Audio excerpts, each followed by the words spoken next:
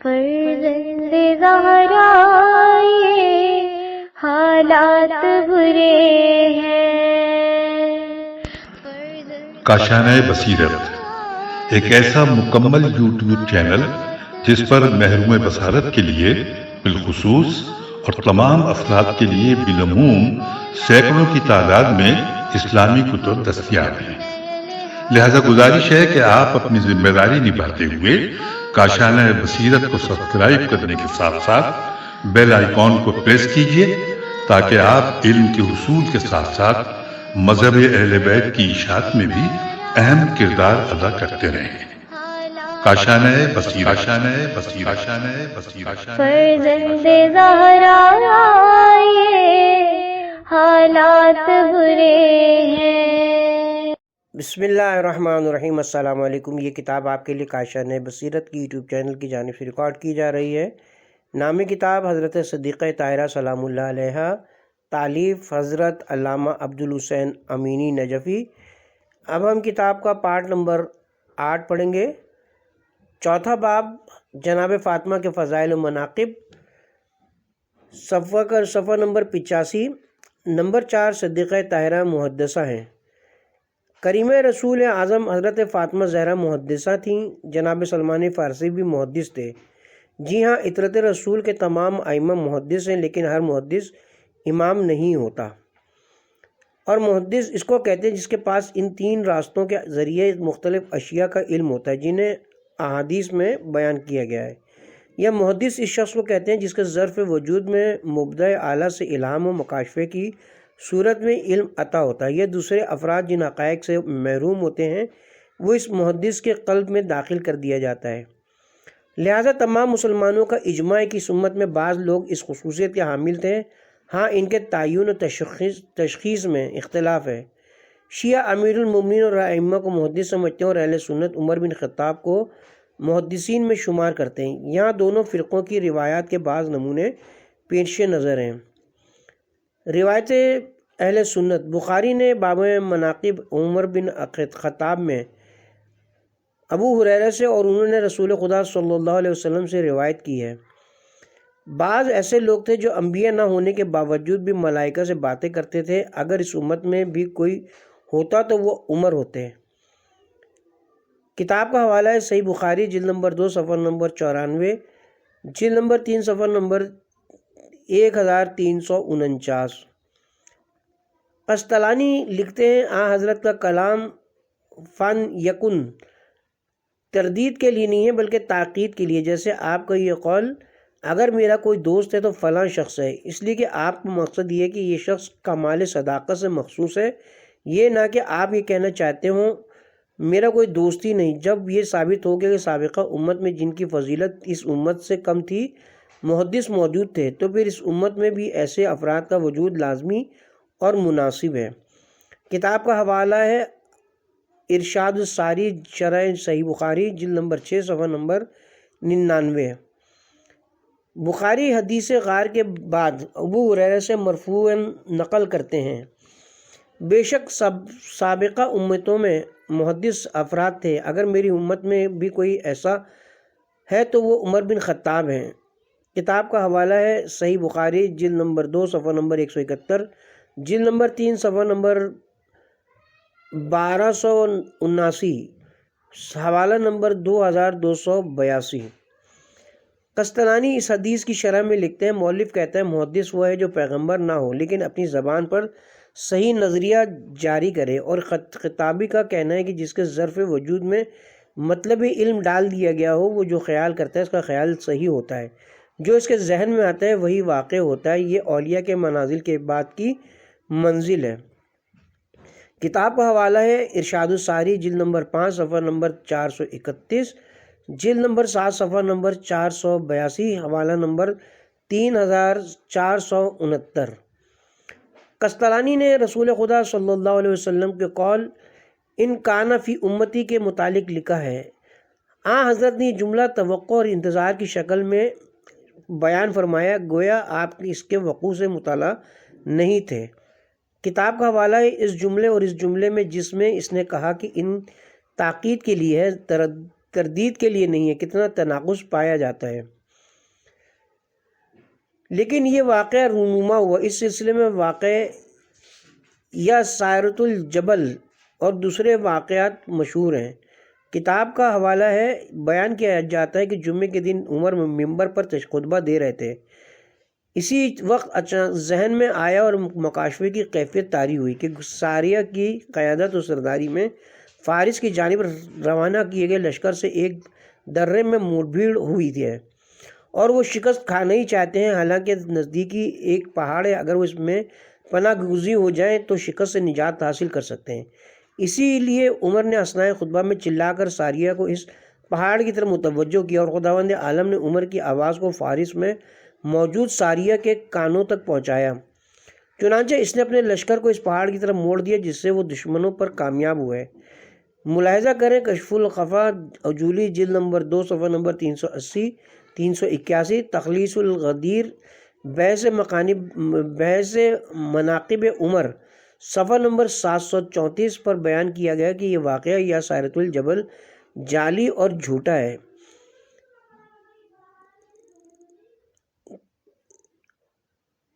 مسلم نے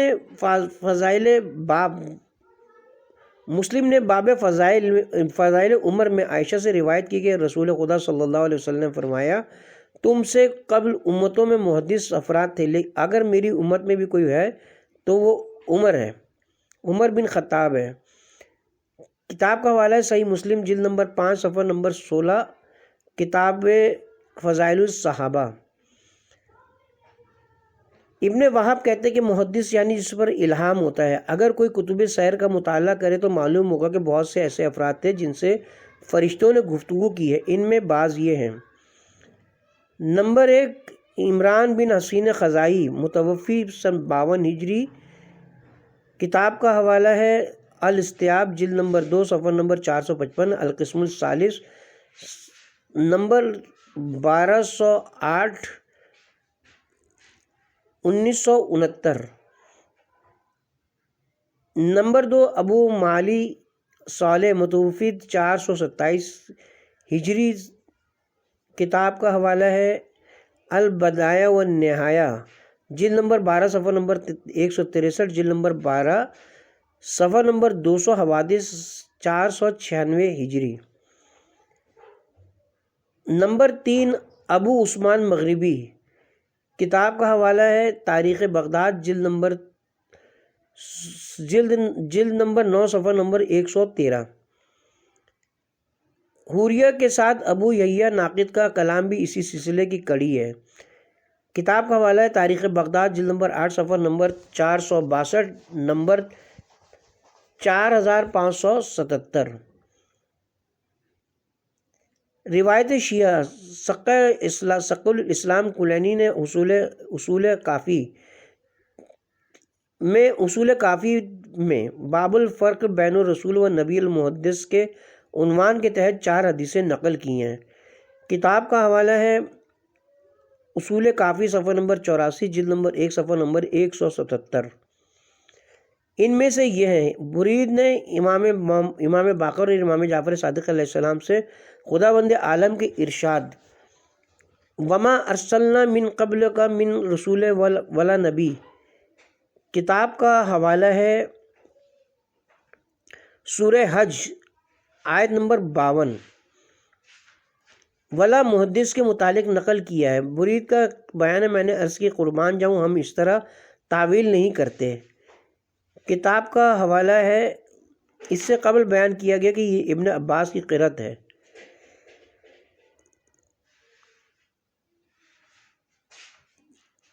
ولا محدث کے متعلق نقل کیا ہے۔ برید کا بیان ہے کہ میں نے عرض کی قربان جاؤں ہم اس طرح نقل نہیں کرتے۔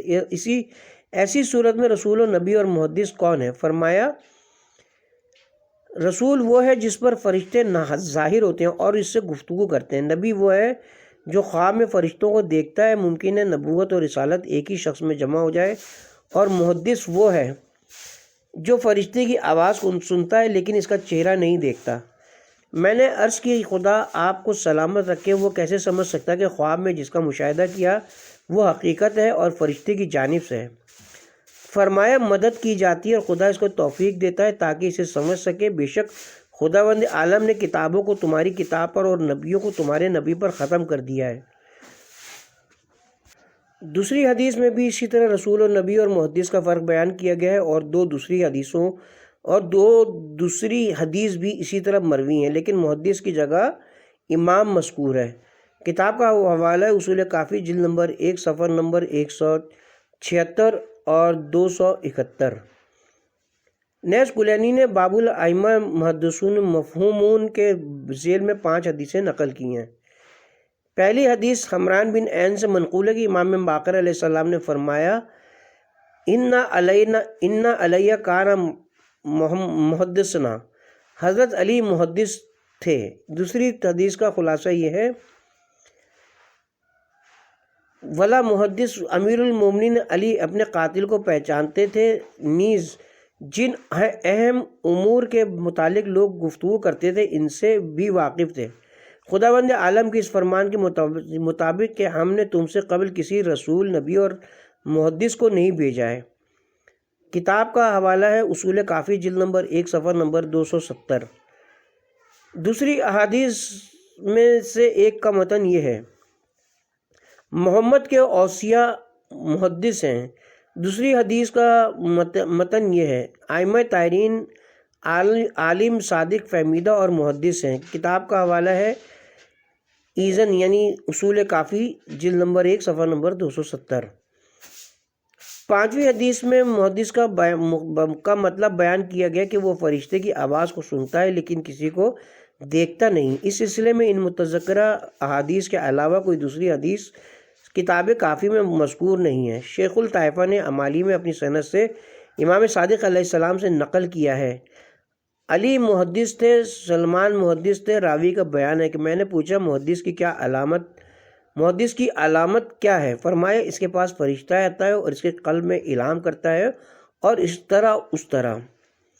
کتاب کا حوالہ ہے امالی توسی، صفحہ نمبر 260، صفحہ نمبر 407، 408، حوالہ نمبر 914، 916۔ یہ محدث کے متعلق شیعہ احادیث ہیں۔ اس سلسلے میں شیعہ کتابوں میں بہت سی روایتیں مذکور ہیں، لیکن جو ذکر کی گئیں وہ اساس روایت کی حیثیت رکھتی ہیں، اور یہی شیعوں کا عقیدہ بھی ہے، خواہ وہ پہلے کے شیعہ ہوں یا ابھی کے۔ کتاب کا حوالہ ہے علامہ مجلسی نے ان روایتوں کو بحار الانوار، جلد نمبر 26، صفحہ نمبر 66، جلد نمبر 40، صفحہ نمبر 140، 1420، حوالہ نمبر 40، 41، 43، 44 میں جمع کیا ہے۔ اس کا خلاصہ یہ کہ گزشتہ امتوں کی طرح اس امت میں بھی کچھ لوگ محدث ہیں، وہ امیر المومنین، ان کے فرزند ائمہ طاہرین اور علماء ہیں، اگرچہ وہ پیغمبر نہیں تھے۔ یہ خصوصیت منصب امامت کی مخصوص خصوصیات میں سے نہیں تھیں اور انہیں میں منحصر نہیں تھی، بلکہ کریمہ رسول صلی اللہ علیہ وسلم حضرت فاطمہ بھی محدثہ تھیں، سلمان فارسی بھی محدث تھے۔ ہاں، تمام ائمہ اہل بیت علیہم السلام محدث تھے، لیکن ہر محدث امام نہیں ہے۔ اور محدث کا مطلب متذکرہ احادیث میں بیان کیے گئے تینوں راہوں میں سے کسی کے ذریعے مختلف امور کا علم رکھنے والا محدث ہوتا ہے۔ یہ ہے دونوں فرقوں کا نظریہ اور محدث کے متعلق ان کی روایات۔ جیسا کہ آپ نے مشاہدہ فرمایا ان دونوں فرقوں میں کوئی اختلاف نہیں پایا جاتا۔ شیعوں نے اس سلسلے میں دوسرے اسلامی فرقوں کی بانسبت کوئی نادر و نایاب بات نہیں پیش کی ہے۔ ہاں، وہ عمر بن خطاب کو محدثین میں شمار نہیں کرتے، اور یہ بھی تاریخ میں موجود ان کی علمی سیرت کی وجہ سے یہاں اس بیان کی گنجائش نہیں ہے۔ کتاب کا حوالہ ہے ملاحظہ ہو تخلیص القدیر، فارسی، صفحہ نمبر 511، 581۔ لہٰذا محدث کے متعلق سب کی نظر میں قابل قبول اس گفتگو کے پیش نظر کیا یہ معقول ہے کہ یہی چیز بعض لوگوں کے لیے فضیلت محسوب ہو اور بعض کے لیے گمراہی اور نقص کا باعث ہو؟ نہیں، خدا کی قسم نہیں۔ آئیے حجاز کے جھوٹے منافق اور معاشرے میں باعث فساد عبداللہ قسیمی سے سوال کریں کہ اس نے اپنی کتاب اسرار بین الاسلام و سنیہ میں کیسے لکھ دیا۔ شیعوں کے نزدیک ائمہ اہل بیت انبیاء، ان پر وحی ہوتی ہے، فرشتے ان کے لیے وحی لاتے ہیں، شیعہ فاطمہ اور ان کی نسل کے اماموں کے لیے بالکل وہی عقیدہ رکھتے ہیں جو عقیدہ انبیاء کے لیے رکھتے ہیں۔ کتاب کا حوالہ ہے السرا جلد نمبر 1 صفحہ نمبر 11 جلد نمبر 2 صفحہ نمبر 35۔ اس نے اس بکواس کو اصول کافی کے نقل کے مطابق حسن بن عباس کے خط سے استناد کیا۔ کیا یہ جاہل و نادان نہیں جانتا کہ اس کی افطرا پردازی اور تہمت بہت سے ان لوگوں کو ملزم قرار دے سکتی ہے جن کے صحیح نظریات تمام دنیا پر چھائے ہوئے ہیں۔ یہ بکواس صرف ائمہ اہل بیت اور ان کی والدہ محترمہ جناب فاطمہ کو مورد الزام قرار دینے کے لیے کی گئی ہے، حالانکہ تمام مسلمان اس عقیدے میں برابر ہیں۔ کیا شیعہ یہ نہیں کہہ سکتے کہ اہل سنت کے نزدیک عمر بن خطاب اور دوسرے وہ افراد جو محدث ہیں وہ بھی انبیاء ہیں اور ان پر بھی وحی نازل ہوتی ہے؟ لیکن شیعہ عالم و حکیم ہیں، وہ جھوٹ، بہتان اور بیہودہ بکواس سے اپنے جذبات و احساسات کو داغدار نہیں کرتے۔ کیا شیعوں کی صریح روایتیں جن میں کہا گیا کہ ائمہ عالم ہے، رسول نہیں، وہ اس شخص کے پیش نظر نہیں تھی؟ کیا جس کافی کے اس باب کو شیعوں کے خلاف پیش کیا ہے، اسی کافی میں امام باقر اور امام صادق علیہ السلام کی یہ حدیث نہیں ہے جس میں آپ نے فرمایا بے شک خداوند عالم نے تمہاری کتاب کے ذریعے کتابوں کو اور تمہارے نبی کے ذریعے نبیوں کے سلسلے کو اختتام بخشا؟ یقیناً غلط الزام لگانے والے صرف وہی افراد ہوتے ہیں جو اللہ کی آیتوں پر ایمان نہیں رکھتے ہیں اور وہی جھوٹے بھی ہوتے ہیں۔ سورہ نحل آیت نمبر 105۔ اس کے ساتھ ہی یہاں پہ کتاب کا چوتھا باب اپنے اختتام کو پہنچا۔ اب ہم 5ویں باب کا آغاز کرتے ہیں۔ رسول خدا صلی اللہ علیہ وسلم کی نظر میں حضرت زہرا سلام اللہ علیہ کی منزلت۔ نمبر 1، وہ رسول خدا کے نزدیک عورتوں میں سب سے زیادہ محبوب تھیں۔ عائشہ کہتی ہیں، یا عائشہ کی روایت ہے، خدا کی قسم میں نے مردوں میں کسی کو نہیں دیکھا جو علی سے زیادہ رسول خدا کی نظر میں محبوب ہو، اور نہ عورتوں میں کسی کو دیکھا جو ان کی زوجہ سے زیادہ محبوب ہو۔ کتاب کا حوالہ ہے مستدرک الحاکم جلد نمبر 3 صفحہ نمبر 154، جلد نمبر 3 صفحہ نمبر 167، حوالہ نمبر 4731، عقید الفرید جلد نمبر 2 صفحہ نمبر 275، جلد نمبر 4 صفحہ نمبر 123۔ بریدہ اور ابی کہتے ہیں رسول اسلام کی نظر میں سب سے زیادہ محبوب عورتوں میں فاطمہ اور مردوں میں علی تھے۔ کتاب کا حوالہ ہے خصائص نسائی صفحہ نمبر 29، 128، حوالہ نمبر 113، سنن کبریٰ جلد نمبر 5 صفحہ نمبر 140، حوالہ نمبر 8498، مستدرک حاکم جلد نمبر 3 صفحہ نمبر 155، جلد نمبر 3 صفحہ نمبر 168، 168، حوالہ نمبر 4735، جامع ترمذی جلد نمبر 2 صفحہ نمبر 227، جلد نمبر 5 صفحہ نمبر 256، حوالہ نمبر 3858۔ یا جمی بن عمیر کی حدیث، میں اپنی پھوپھی کے ساتھ عائشہ کے ہاں گیا، ان سے پوچھا کون رسول کو سب سے زیادہ محبوب تھا؟ فرمایا فاطمہ۔ پوچھا مردوں میں؟ فرمایا ان کے شوہر، میری دانست میں ان سے بڑا کوئی روزے دار اور نماز گزار نہیں ہے۔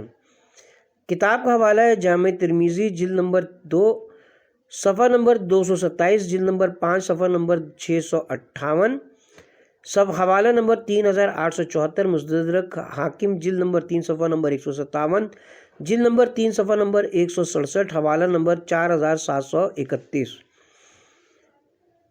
رسول خدا صلی اللہ علیہ وآلہ وسلم ہمیشہ فرماتے تھے فاطمہ میرے نزدیک سب سے زیادہ محبوب ہے۔ وہ فرماتے میرے نزدیک عورتوں میں سب سے زیادہ محبوب فاطمہ ہے۔ وہ فرماتے میرے نزدیک میرے اہل بیت میں سب سے زیادہ محبوب فاطمہ ہے۔ عمر جناب فاطمہ سے کہتے تھے خدا کی قسم میں نے کسی کو نہیں دیکھا جو رسول خدا کے نزدیک آپ سے زیادہ محبوب ہو۔ کتاب کا حوالہ ہے مستدرک حاکم جلد نمبر 3 صفحہ نمبر 150، جلد نمبر 3 صفحہ نمبر 168، 168، حوالہ نمبر 3736۔ نمبر 2، رسول خدا جب جنت کے مشتاق ہوتے تو جناب فاطمہ کا بوسہ لیتے تھے۔ رسول خدا صلی اللہ علیہ وسلم سے منقول ہے کہ آپ نے فرمایا فاطمہ انسیہ حوریہ ہیں، ہورا ہے، میں جب بھی جنت کا مشتاق ہوتا ہوں تو اس کا بوسہ لیتا ہوں۔ کتاب کا حوالہ ہے تاریخ خطیب جلد نمبر 5 صفحہ نمبر 87 نمبر 4281۔ نمبر 3 جناب فاطمہ کی رضائیت، رسول خدا کی رضائیت اور ان کا غضب رسول کا غضب ہے۔ جناب فاطمہ کا ہاتھ اپنے ہاتھ میں لے کر فرمایا، جو اسے پہچانتا ہے وہ پہچانتا ہے، اور جو نہیں پہچانتا وہ جان لے کہ وہ فاطمہ میرے جگر کا ٹکڑا ہے، میرا دل اور میرے دونوں پہلوؤں کے درمیان میری روح ہے، لہٰذا جس نے اسے اذیت دی اس نے مجھے اذیت دی ہے۔ کتاب کا حوالہ ہے الفصول المحمہ صفحہ نمبر 150 صفحہ نمبر 144، نزہۃ المجالس جلد نمبر 2 صفحہ نمبر 228، نور الابصار صفحہ نمبر 45 صفحہ نمبر 96۔ فرمایا فاطمہ میرے جگر کا ٹکڑا ہے، جس نے اسے غضبناک کیا اس نے مجھے غضبناک کیا۔ صحیح کتاب کا حوالہ صحیح بخاری جلد نمبر 3 صفحہ نمبر 1361، حوالہ نمبر 3510، خصائص نسائی صفحہ نمبر 35، خصائص امیر المومنین صفحہ نمبر 147، حوالہ نمبر 135، سنن کبریٰ جلد نمبر 5 صفحہ نمبر 97،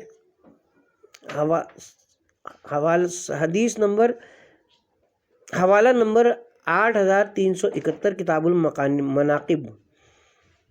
فرمایا فاطمہ میرا گوشہ دل ہے جس نے اسے غضبناک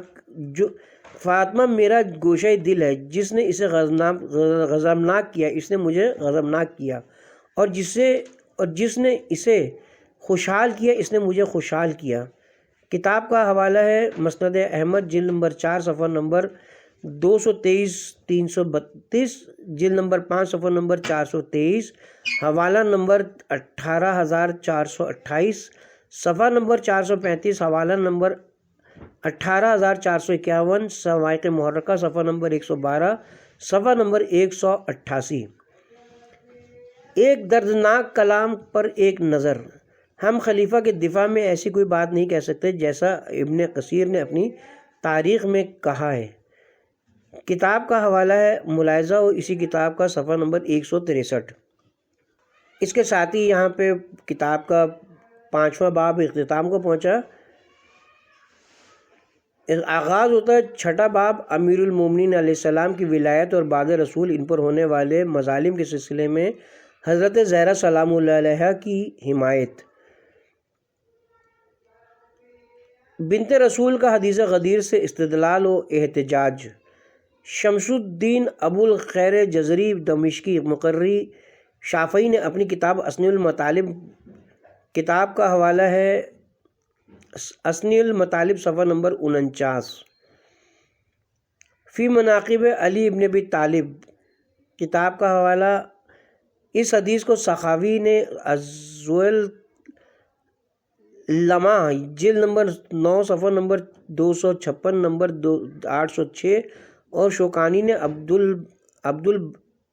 شوکانی نے البدر طالع جلد نمبر 2 صفحہ نمبر 297 نمبر 513 ان سے نقل کیا ہے۔ میں اپنی سند جس سند کو لطیف اور انتہائی عجیب و غریب طریقے حدیث سے تعبیر کیا ہے، اسے فاطمہ بنت رسول سے روایت کی کہ حضرت نے فرمایا، کیا تم لوگ غدیر خم میں ارشاد رسول من کنت مولاہ فعلی مولاہ اور حضرت کا ارشاد انتا منی بمنزلت ہارون من موسیٰ کو بھول گئے؟ جناب فاطمہ کی حیات میں لوگوں کے نزدیک حضرت علی علیہ السلام کی منزلت۔ ابن جوزی نے صفوۃ الصفا میں جس حسن کے طریق سے نقل کیا ہے کہ حضرت علی علیہ السلام نے فرمایا، جب رسول خدا کی وفات ہو گئی تو ہم نے اپنے بارے میں غور و فکر کیا، اچانک ہم نے رسول خدا کو یاد کیا کہ انہوں نے ابو بکر کو نماز میں مقدم فرمایا تھا، لہٰذا جس طرح رسول خدا نے ہمارے دین کے بارے میں رضایت دی تھی اسی طرح ہم نے اپنی دنیا کے بارے میں رضایت دے دی اور ابو بکر کو مقدم کر دیا۔ کتاب کا حوالہ ہے صفوۃ الصفا جلد نمبر 1 صفحہ نمبر 97، جلد نمبر 1 صفحہ نمبر 257 نمبر 2۔ علامہ امینی فرماتے ہیں، یہ حفاظ بڑے بڑے جھوٹ بولنے اور امت کے ان افراد کو دھوکہ دینے میں کس قدر گستاخ ہو گئے ہیں جو اپنی جہالت کی وجہ سے ضعیف اور کمزور ہیں، حالانکہ وہ لوگ اس فن کے ماہرین میں سے ہیں اور ان میں سے کسی پر ان جھوٹی روایتوں میں پائے جانے والا عیب اور مرض پوشیدہ نہیں ہے۔ جی ہاں، ایک محقق ہماری کتاب تخلیص الغدیر کے متعدد مقامات پر امیر المومنین کے کلمات سے مربوط صحیح احادیث اور صحیح روایات صحیح نیز متفق علیہ تاریخی شواہد دیکھ سکتا ہے۔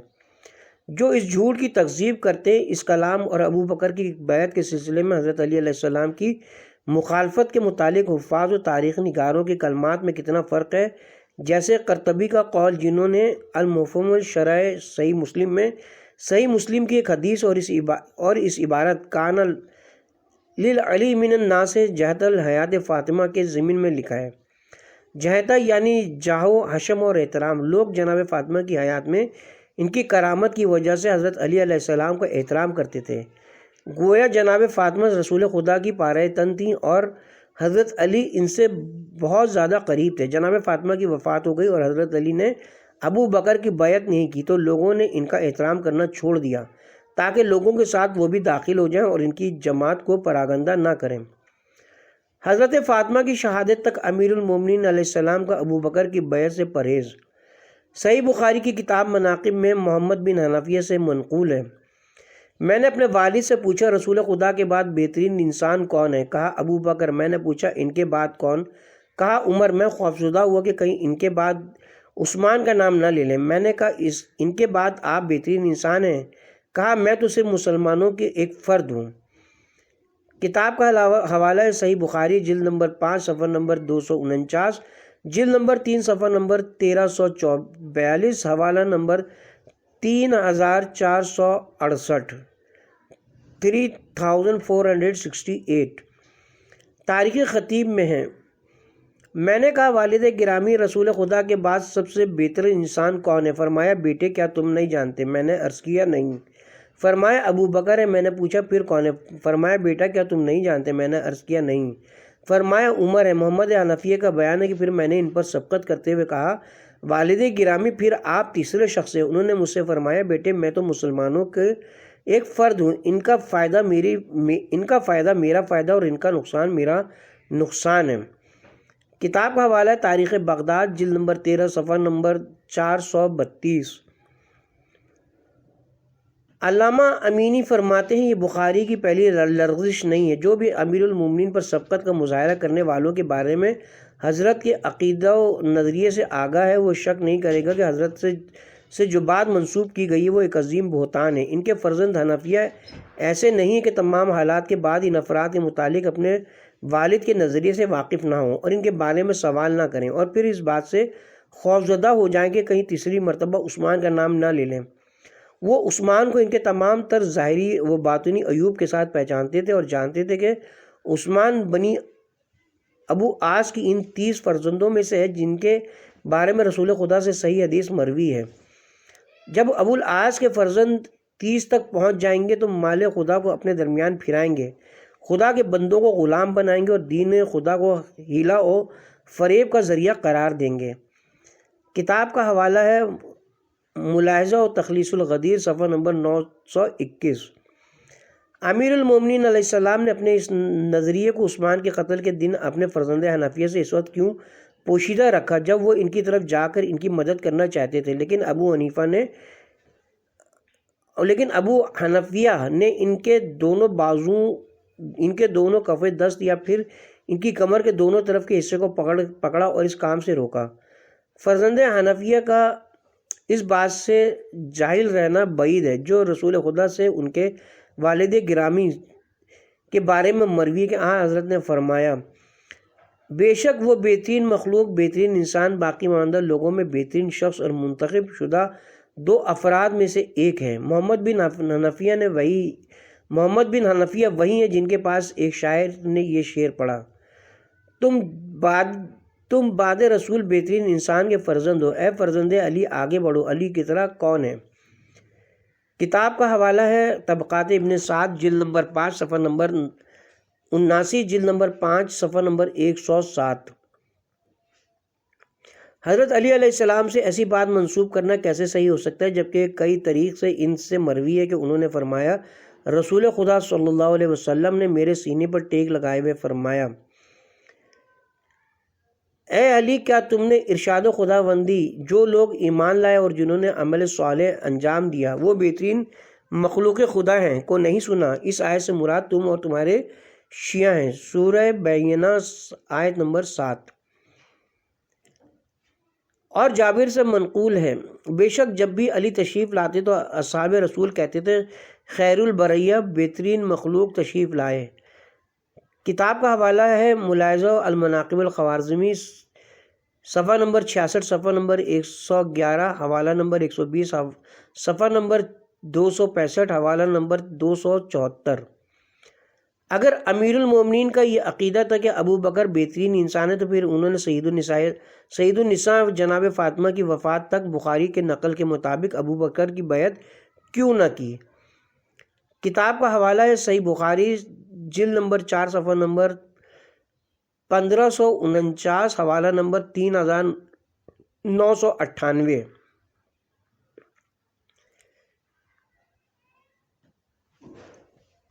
جناب فاطمہ کی زندگی میں حضرت علی علیہ السلام لوگوں کی نظر میں بہت عزیز و محترم تھے۔ بنی ہاشم بزرگ صحابہ اور امت کے محترم افراد اس عمل میں ان کے موافق تھے۔